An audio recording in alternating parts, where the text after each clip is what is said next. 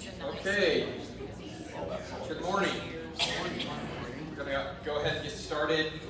I want to run quickly through our prior weeks. I do this just because I know with travel and sickness and everything else, it's hard. Well, and just I forget things after about 48 hours, I've noticed. So, real quickly, first week, we looked at Jesus saying, whoever wants to be first must be slave of all. We kind of translated that into the idea that in a world where everyone's trying to get ahead, move up, we're the people who freely choose to move down the ladder.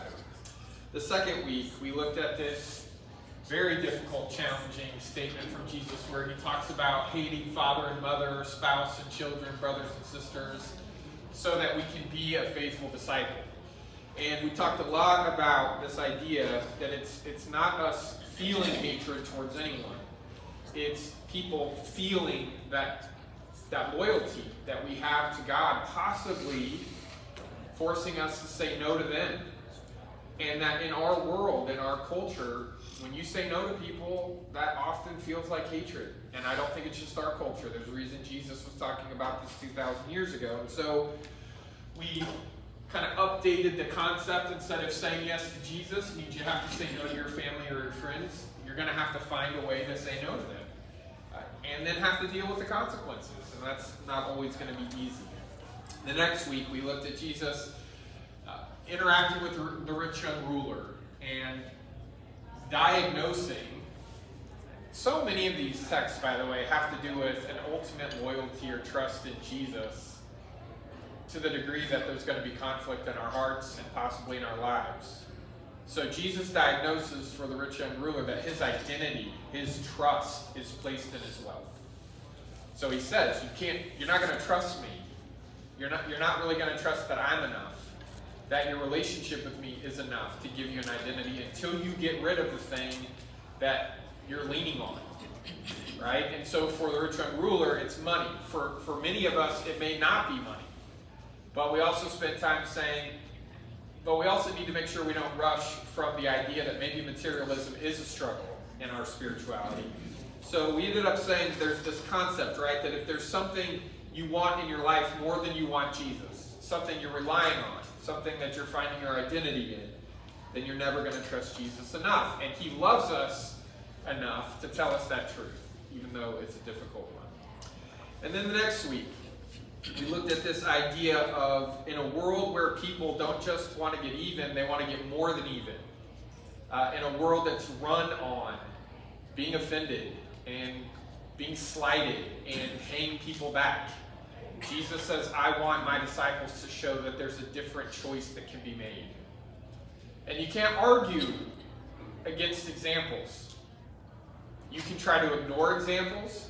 You can try to say, I don't think they made the right choice, but you can't deny that somebody lived an alternative choice in front of you. I think that's ultimately how Jesus ends up changing the world, is you can't ignore him.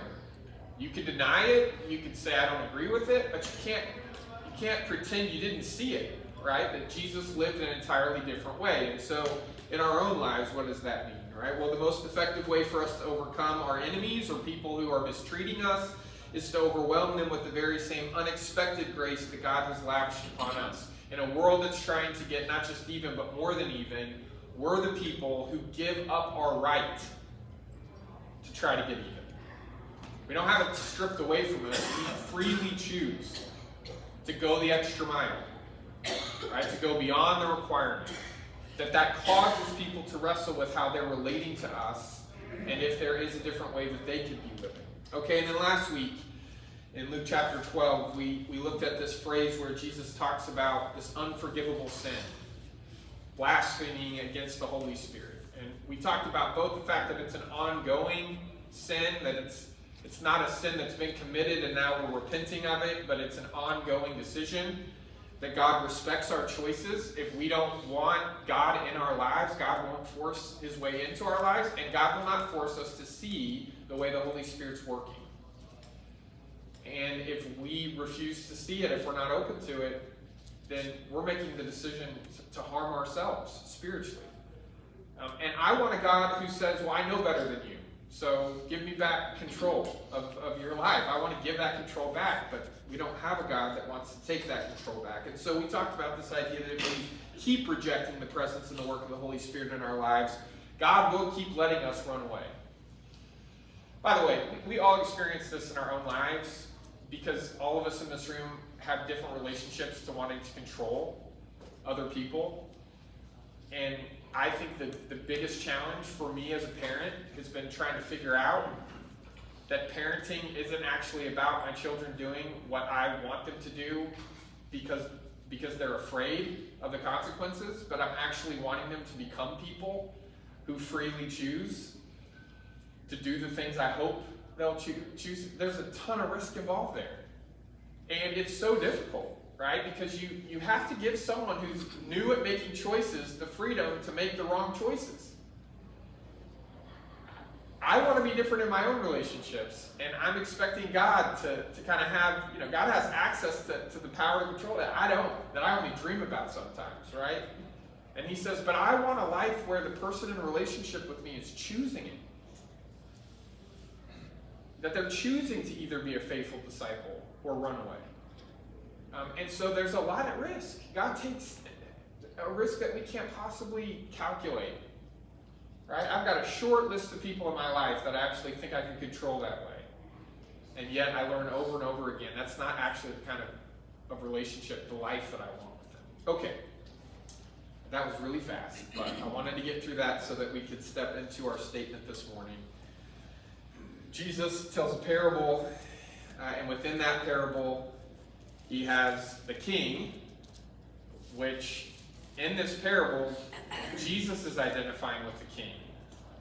Okay, and we're going to read this broader story in a second. But he says, "Depart from me, you who are cursed, into the eternal fire prepared for the devil and his angels. Truly I tell you, whatever you did not do for one of the least of these, you did not do it for me." Matthew 25, the parable of the sheep and the goats. And I have never enjoyed that parable because there's a few things that are happening in parables. And I say this often, so I know I've said it in front of you before, but I'm going to say it again, right? It bears repeating because I know it and I still have to remind myself. You are almost never the person you want to be in a parable. But you're the only one who can let the parable get to you that way. You can throw defenses up and you can try to convince yourself that you're somebody you already want to be in the parable. But Jesus is almost always telling the parable to somebody who is living a certain way or asks a certain question, and he's wanting to say, okay, you're not who you think you are. Let me tell you a little story to help you see that. The other thing that I want to tell you that I think is a challenge based on how we tend to use parables when we study them in church is we tend to reduce parables to a single point. Like Aesop's fables, right? Like it's like, okay, it's about this. Jesus is not trying in parables to make a single point. Jesus is usually trying to shift your entire point of view. On yourself, on other people, on the world around you, how life works, how God works, all of that. It's a perspective shift more than it's one true idea that this parable is trying to communicate to you. Which means parables are supposed to keep working on you. It's a simple story, but living in light of those stories is never a simple thing. Because it means I'm going to have to recalibrate my life. I'm going to have to ask questions about my motivations and my behaviors.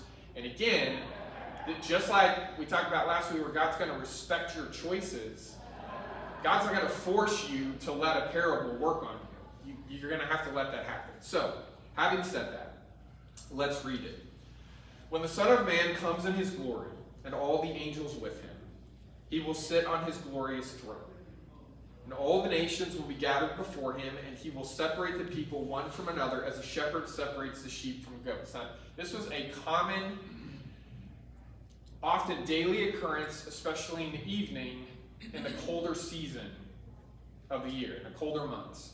Because goats and sheep had to be separated. Sheep with wool could stay out in the fields overnight or in a pen.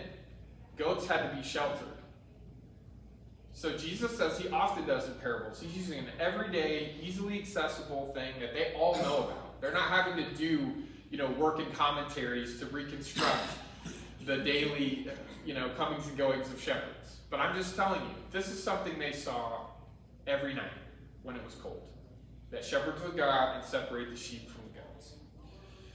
He will put the sheep on his right and the goats on his left.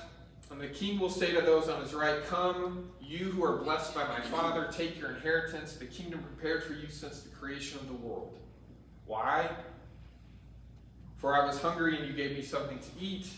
I was thirsty and you gave me something to drink. I was a stranger and you welcomed me." Right? You invited me in. I needed clothes and you clothed me. I was sick and you looked after me. I was in prison and you came to visit me. And the righteous will answer him, "Lord, when did we see you hungry and feed you, or thirsty and give you something to drink? When did we see you as a stranger and invite you in, or needing clothes and clothe you? When did we see you sick or in prison and go to visit you?" And the king will reply, "Truly I tell you, whatever you did for one of the least of these brothers and sisters of mine, you did for me." Then he will look to those on his left, "Depart from me, you who are cursed, into the eternal fire prepared for the devil and his angels. For I was hungry, and you gave me nothing to eat. I was thirsty, and you gave me nothing to drink. I was a stranger, and you didn't invite me in. I needed clothes, and you didn't clothe me. I was sick and in prison, and you didn't look after me." And they'll also answer, "Lord, when? When did we see you hungry or thirsty or a stranger or needing clothes or sick or in prison and did not help you?" And he will reply, "Truly I tell you, whatever you didn't do for one of the least of these, you didn't do for me." And then they will go away to eternal punishment, but the righteous to eternal life. This is a challenging parable. And I'm almost never who I want to be in a parable. Right? I want to be a sheep. I can think of many moments where I've been a goat, and not greatest of all time, right, in our culture. Now, if you look at Matthew 25 in context, there's multiple parables here that have to do with Jesus coming back at the end of time and God's people being ready for that, which is challenging, especially now. It's difficult to stand on tiptoes for over 2,000 years. So it's one thing for these folks to listen to this story when Jesus first told it, and we get the sense when we read the rest of the New Testament. People were expecting Jesus to come back in their lifetimes. They really were. And so there was an urgency there that we really struggle to replicate. Usually the only way we tend to have that urgency is if I personally go through some sort of health crisis or something happens in my life where I realize I'm not going to live forever. Right? Then you kind of have a wake-up call, and you start to think about what matters most, and what are you going to do with the time you have. And we have those, but they tend to be personal. Right? They're not collective. But for these early Christian communities, when they're gathering around these stories, they expect Jesus to come back tomorrow. So there's that sense of, okay, I got to get my life right. I got to be ready for that. So it's in that context that Jesus tells this. Now, the other parables in Matthew 25 are kind of really focused on, are you ready? Matthew 25 then says, okay, what does life look like? How do you live while you're waiting? How should you live while you're waiting for Jesus to come back? And then we get this story. And I want us to wrestle with this a little bit. I don't want to be the only person who's making some observations about how this story works, because for most of us, this is a familiar parable, so familiar that it's going to take some work for us to let it in. We've got well-worn defenses on this story. In fact, I even read several commentaries went to great lengths to say, this isn't really about how church people treat the world, it's about how worldly people should treat the church. So we're off the hook. Like, it sounds better than that. But they try to narrow the application to say it's about the nations. It's not about those first Jewish believers. Well, I started thinking though, I'm a Gentile, I'm pretty sure. Right? So even if it's about how Gentiles should be treating Jewish people, I'm still not off the hook. And again, it just shows the tendency for us to read these stories and think, okay, there's got to be a way around this. If it's too challenging, if it's too convicting, there's got to be a way I can somehow temper it and turn the volume down on the things in the story that are causing me pain. But let's just be honest, as you hear it, you've heard it from many of you, heard it again now for the upteenth time. What has always, or what is this morning, standing out to you about this parable? What's your response to it? Is there something that you're really drawn to? Is there something about it that just bothers you? Is this a parable that you just, this is so familiar, there's nothing really standing out to me? I mean, whatever it is that you want to share, this is your chance to do it here. What about this parable convicts you, connects with you, bothers you, etc., right? Anybody? Yes? I've always thought that this goes further than what it actually says. It's not just about clothing somebody or feeding them or giving them something to drink. It's about how you treat people. Okay. You've got to treat people the way you want to be treated. And Back to the golden rule, right? We always want to be treated good. Yes. And this is just something, because this brings to mind about driving down the street and seeing somebody on the corner saying we'll work for food or whatever. Okay. You know, I have a tendency to think, well, you know, they're just out there panhandling. Right. But then I get to thinking, that may not be true because I haven't walked in their shoes. Okay. I don't know what they're dealing with. Right. They may be there because they really need it, or they may be there because you're just trying Yeah, to get and I think you're right. I think if we narrow this to simply be hungry, thirsty, like if you just use those, that you know, it's got to be a bounded list, right? Jesus would still be telling the parable if he had to add all of the different situations we might encounter.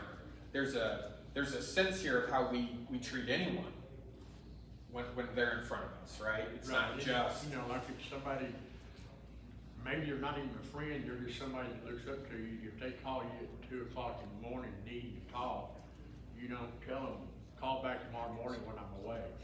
I think we should sit there and listen to them, maybe not give advice unless we know our advice is extremely good. okay, Which mine always is. yeah, So, yeah. it just, I'm far too confident my advice is helpful before I say it, yeah. Okay, no, that's helpful. Kenny? I think the thing that stands out about this parable, and probably the reason it's my favorite parable, is because of how condemning it is. It hurts to read, and I think that's important. Why? I think it hurts to read because... No. Why? Why is that good? Yeah. Oh. Why is it good for us to read things that cause us that level of turmoil? It's like when you're going to the dentist, and... You got everybody right there. That's already, except for the dentist in the room, which I apologize. Yeah. It's like when you're going to the dentist and they have to give you that numbing medicine in your mouth before they do the actual procedure. Yeah. It's so painful. Yeah. But you know that you're going to be incredibly grateful for it here in just a couple of minutes. That is a super accurate, like, yeah, that's a little too on the nose. Like, I get it, yeah. Yeah, the little, oh, it's going to be a little pinch. It's never a little pinch. Anybody else? Yeah, Steve. So I don't hear it as condemning, possibly as maybe it should, but Yeah, I hear it as a readjustment yeah, of everybody matters, right. not just Jesus, right? Yes. Not just the powerful, not just the famous, but everybody matters. Yes. And so it's a readjustment, and because our worldview tends to be that we're drawn towards powerful, Sure. popular people, and Jesus is saying everybody matters. So it's Everybody matters. It's a recalculation Yeah, for me. I really like that. Kelly. I might get run out of class for this, but the penalty for not taking care of everyone we see seems a little harsh. It does. It does. You want to pull Jesus aside and say, hey man, this is rough. You want to say more about that? No, I'm done.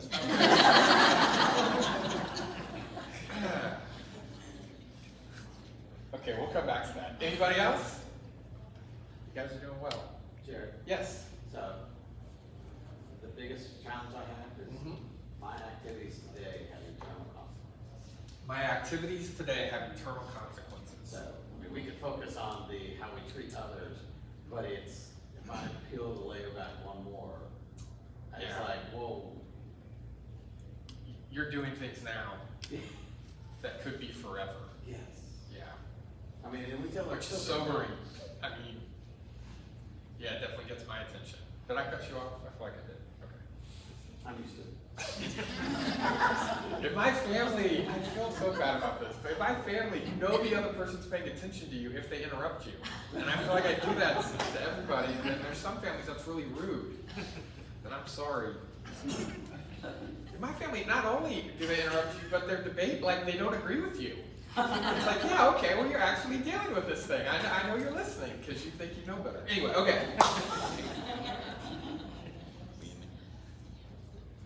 This is a great parable because it's relatively, like in terms of how many words are in it, it's relatively very short. It's still one of Jesus' longer parables, but we're just now touching on some of the ways, the levels this story works on. Right? And so you could spend, I really believe this, you could spend a year reading this parable every day. And once you got it where it was inside your heart, like you knew it by heart, you would start to realize things are going on there that we haven't ever heard before or seen before, or I'm convinced that's the potential of these little stories that Jesus tells. And this one does have that harder edge to it, because it does include, not just our behavior and how we treat people, but these eternal consequences that seem harsh. I won't say they seem harsh. They're harsh. Okay? And so the question then I think is, why would Jesus, who so often in his life, when he could be harsh, he chooses to be gentle and kind. So what is it about this that's causing Jesus to say, okay, but not in this case. I've got to rattle your cage and wake you up. Because something eternal is at stake. Right? Like, there are times and places to confront people. And Jesus is choosing, through this parable, to confront those of us who want to follow him. And everything you said resonates with me. Everything you said. Especially the painfully accurate dentist analogy. Right? That, okay, I need to let the words of Jesus, the observation of Jesus, I need to give it a place in my heart so that I can actually understand what it is, why tell this story. Okay, so you tell me that. You give it your shot. Why tell this story in this way? What do you think is motivating Jesus when he tells this story? I've got some ideas, but who knows, right? So I'm not looking for right or wrong here. I'm looking for what you think. What would have to motivate you to talk like this to people?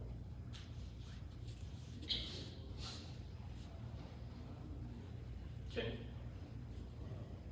I think it's because one day we might be the least of us. Okay. And, not just the least of us, we could also be the most of us. Right. There are days where I wake up and I just know in my heart of hearts that the day before I've been a goat. Yep. And boy, does that taste stick in your mouth for a second. Yep. Anybody else? I have to wonder if Jesus isn't confronting our pride. Hey, look at all the good things I've done, look how good I am, and Jesus says, you're not as good as you think you are. Okay. You take care of, again, this group, but you overlook this group, or Okay. so I think it's confronting my prideful attitude. Hey, I got this, I'm going to heaven. Okay. So, Yeah. One of the things that struck me was beyond ourselves, we're supposed to be God's witness and tell Jesus' story. Yeah. And this is how we live the life and tell the story, is how we treat other people.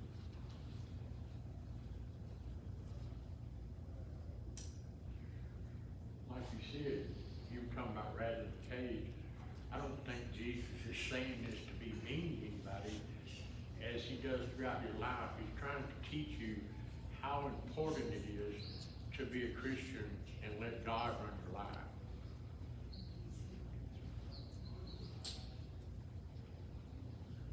I've been thinking about this a lot, and I feel like there's a few things going on here that complicate it for me. Okay, the first thing I'll say to you is,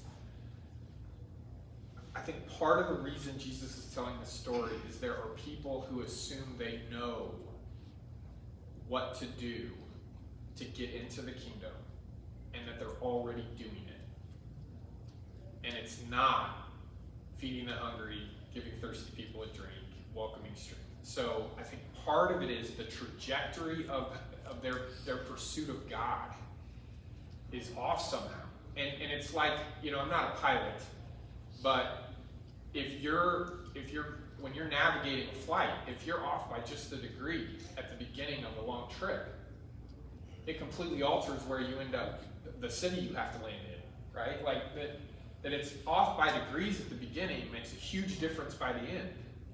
So it's hard to help people realize that they're making, that they're wrong-headed about it, but it's not like night and day. It's off just enough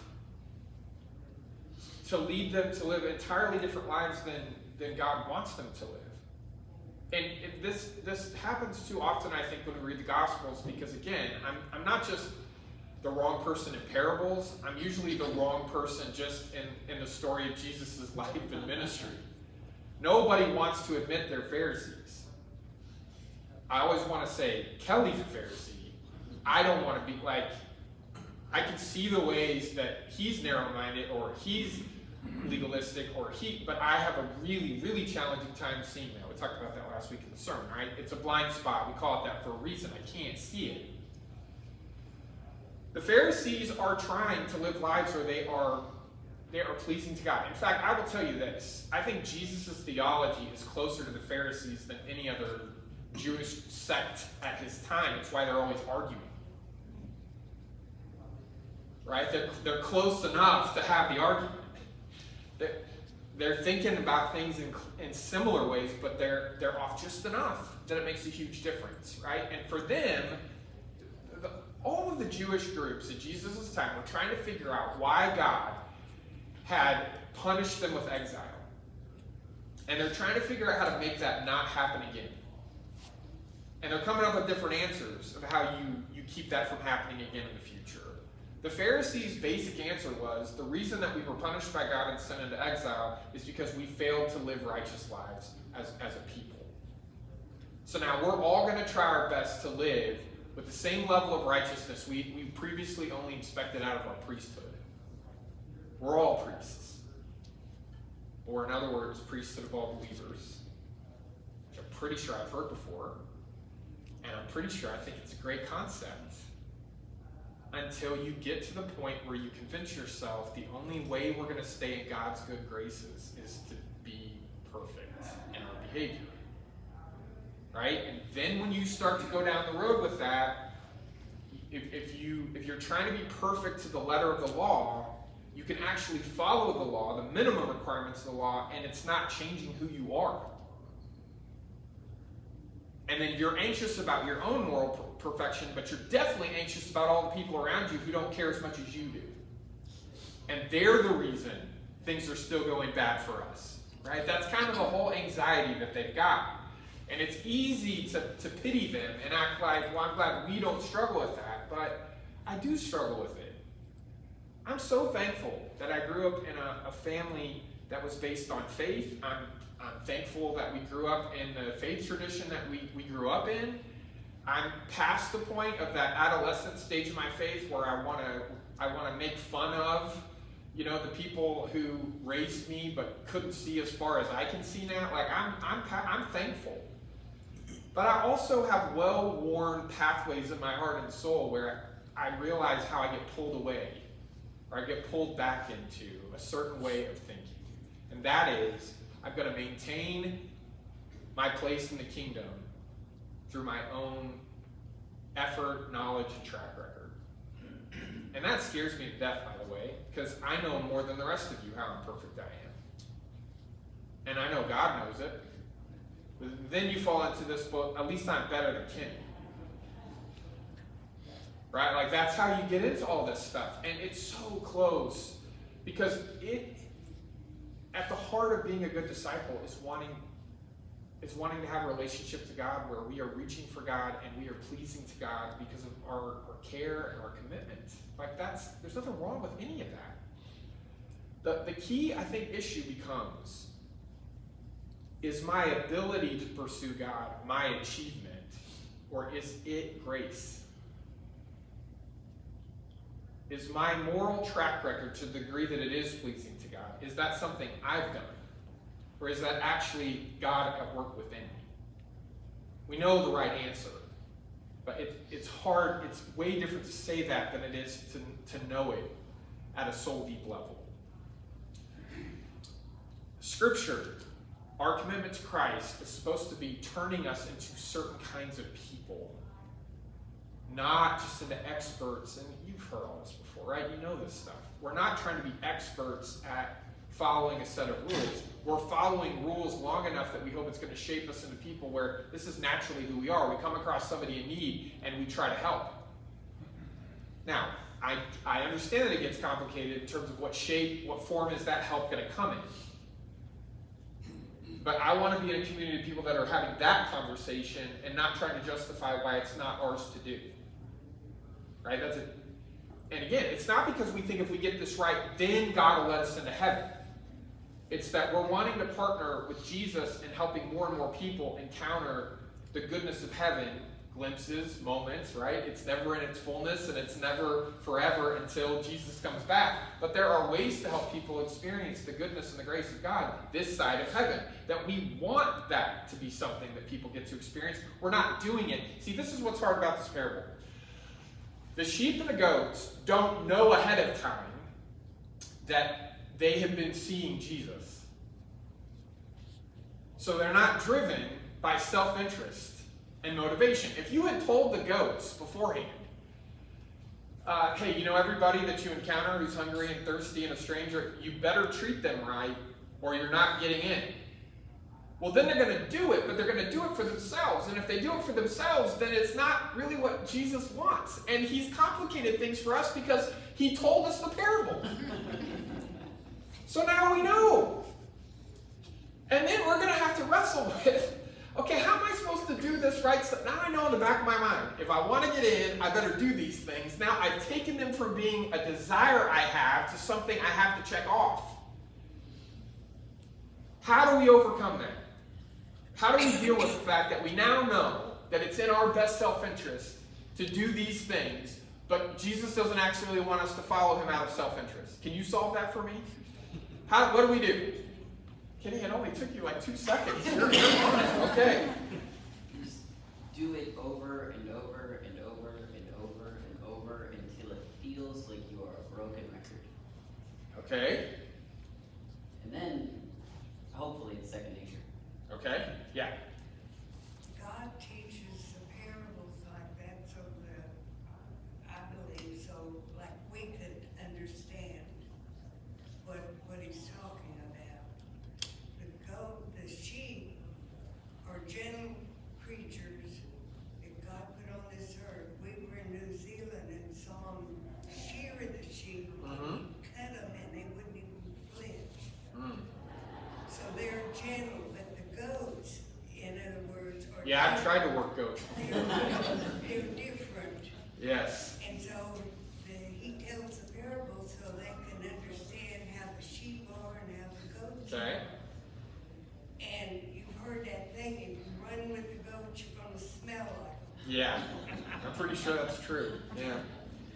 Okay, Bobby. From the coach's analysis, I Yeah. kind of look at this way, we strive for perfection. And while we do that, along the way, we find some greatness. Yeah. And God's grace takes care of us. I like that.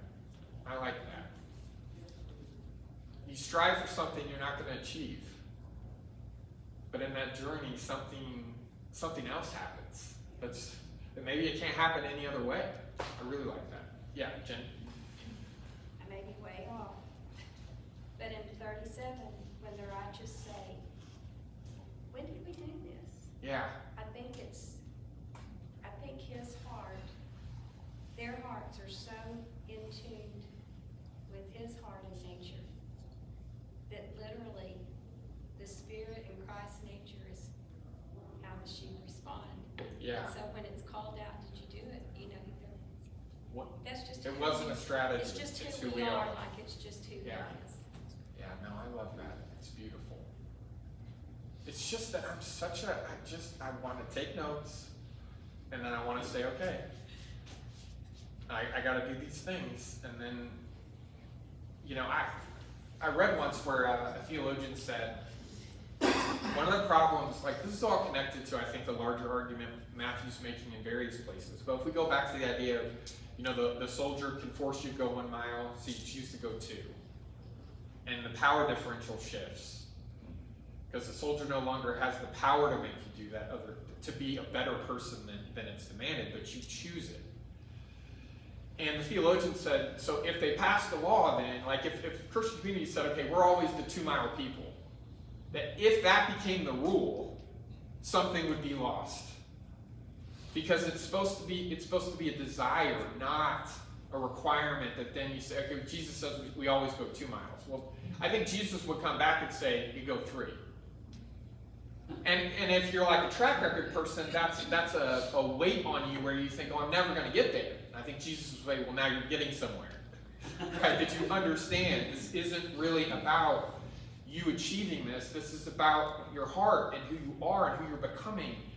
And how could you be somebody who's been shaped by the goodness and the grace of Jesus, and when somebody's hurting right in front of you, your natural inclination isn't to do what you can do?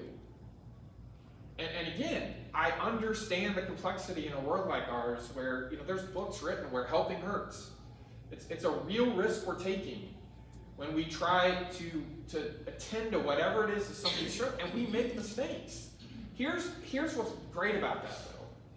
There's no commentary here on how good they were at giving people water, or how effective they were at clothing. It's just that they tried, right? They did it. And it's in the attempt. It's the heart that tries to help. Where I think if we jump past that too far and we say, well, how effective is it? And what are the best practices? I understand those things matter. But oftentimes we'll let the danger of not being effective or not having the right strategy cause us to never get out of the gate. And I think Jesus is saying, I need you to stop and ask yourself, when you see people who are hurting, what kind of person are you in that moment? Okay, C.S. Lewis says that eternity gives the time for you to become who you really are. So one of his points from The Great Divorce, right, his book on the afterlife, he ends up saying, so for people who are longing to be more like Jesus, more time is always a good thing.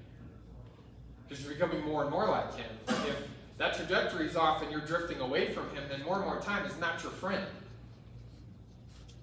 And so who are we actually becoming? Not what are the religious rules we're able to keep.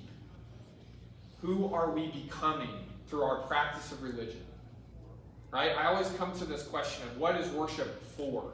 What is the Bible for? What is Christianity for? What kind of people are all those things supposed to be turning us into? It's not that I'm supposed to be really great at understanding and explaining the Bible. It's not that I'm supposed to have a great attendance record at church. It's not that we know that. We know it's like majoring in the minors. Jesus is trying to say in the story, as Arthur mentioned, you are living a certain way right now that doesn't only matter right now. It's going to matter forever, because everything you do or fail to do is shaping you. And having told us this, we talked about this last week, Jesus is speaking prophetically, right? He's giving us a preview of something about the future that he's hoping will make us modify things in the present. So he's letting you in on, hey, I'm telling you a story where the sheep and the goats don't actually know that how they treat thirsty, hungry, naked people will matter forever, but it does, and I'm giving you the insider scoop on that, right? So of course there's a piece of him that's expecting us to say, man, I better get serious about doing those kind of things. And I think Jesus is trusting that when we do those kinds of things, that frontline compassion changes us into people who are more and more like him. That's different than just thinking about him or studying him. Sociologists have done all kinds of studies. When you watch a news report of a famous person doing something compassionate, you feel better about who you are just watching the news report. So when you hear stories of other people doing the kinds of things that you should be doing, you feel better about who you okay. But that's still long distance compassion. That's not actually, you're not there. You're not being changed to the degree that you're supposed to be changed when you're, I look at this room. There's tons of people in this room who I've watched you go on trips to serve and help people and be there. And you know the difference, the quality of the transformation when you're there. I'm looking at Jenny, I'm looking at the Rolands. You guys go to be with people. There's other people in here. Lots of you, right? When you've gone to be with hurting people and the only reason you're there is to help them, what happens to you that's different than any other experience? Any of you want to share that? Because it's different, right? It changes your perspective. So, and again, you can say, right, I'm doing that out of self-interest. I'm going to go to Peru because of how it makes me feel.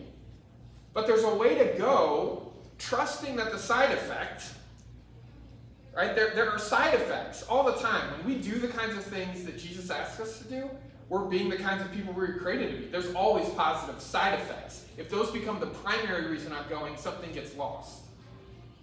Steve?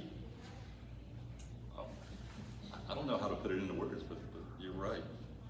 It's a relational thing. It's not just an observed thing, it's a relational thing. When you go, when you interact, and you're part of somebody's life, and they enhance your life, but you get to help enhance their life and be Jesus. I just think there's something beautiful about that. And so, a plug, think about going on Let's Go trips. Right? I shouldn't be laughing. It's true. Yeah. Right? It's true. And again, we can easily hear a story about the Rolands going to Peru and feel like, man, isn't it great that our church does that? And it is great. But it would be even more transformative if you were there. Absolutely. And Jesus is saying that by saying, look, you're doing things now that are going to matter forever. And not just to other people. And not just to God. It's going to matter to you. Because everything you do or fail to do in this life is shaping you. And as a person of faith, you believe you have forever to work on that. Like, you get to the end of time. This is one of my favorite images of, I say favorite, it's not going to be comfortable, okay? One of my current favorite images of what a possible way to think about judgment at the end of time is that you come before God, and God lovingly gazes upon your life and takes away everything from you that doesn't remind him of himself. And how much of you is going to be left? Right? I think, that's convicting to me. I remember the first time I read it, and I thought, ugh, I could be a wispy ghost of a thing by the time he's done. I don't have a lot of extra anything. So if he starts taking things away, But I think there's a question to me that we have to wrestle with, which is, again, if I get to the end of time, and the only aspects of me that Jesus allows into heaven, God allows into heaven, are the things that remind him of himself, how much of me is going to be left? And that constantly a struggle in my life. But I think one of the difficulties is, if I think I'm actually able, and this is, everyone's touched on this, but Steve, I think, you drill down to the word that I think is the hardest word, which is pride. If we read this parable and all we think it is a new set of 7 things to do that you haven't been doing enough of, so that you can earn your way in, right? You wouldn't use that phrase, but it's like, hey, I held up my end of the bargain. That's not the kind of people Jesus is hoping that we'll be. So, here's how I would phrase it. The way we treat struggling people during our earthly lives proves the quality of our commitment to God. And it carries eternal consequences. right? The way I live out my commitment to God is how I treat you. Which is really difficult. I have said this for what I'm about to say to you. I've said this over and over again. It always convicts me. I can only love God as much as the person I love the least.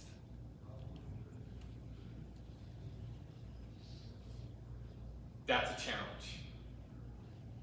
But that's the truth of the gospel, right? Is that it's not just private between me and God and how I feel about God. It's easy to feel great about God.